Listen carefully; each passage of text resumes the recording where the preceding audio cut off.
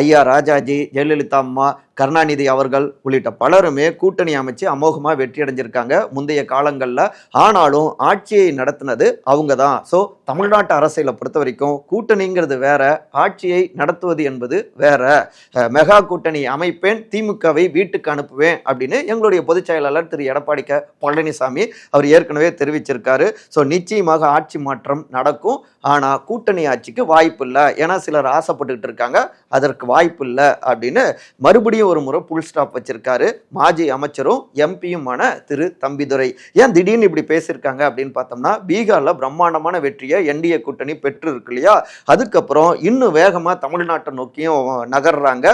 அதே ஜோஸ், இது ஒரு பாசிட்டிவ் தான். ஆனா இத காரணம் காட்டி இன்னும் அவங்களுடைய கை ஓங்கி, தாமரை ஓங்கி இங்க கூட்டணி ஆட்சிக்கு அவங்க நெருக்கடி கொடுப்பாங்களோ அப்படிங்கிற ஒரு அச்சம் இல்லாம இல்ல. பாஜக கொடுப்பாங்களோன்னு அதை தொடக்கத்திலேயே புல் ஸ்டாப் வைக்கணும் அப்படிங்கிறதுக்காக தான் இப்படி பேசியிருக்காரு. அவரை வச்சு பல்ஸ் பார்த்திருக்காரு எடப்பாடி அப்படின்னும் ரத்தத்தின் ரத்தங்கள் தெரிவிக்கிறாங்க.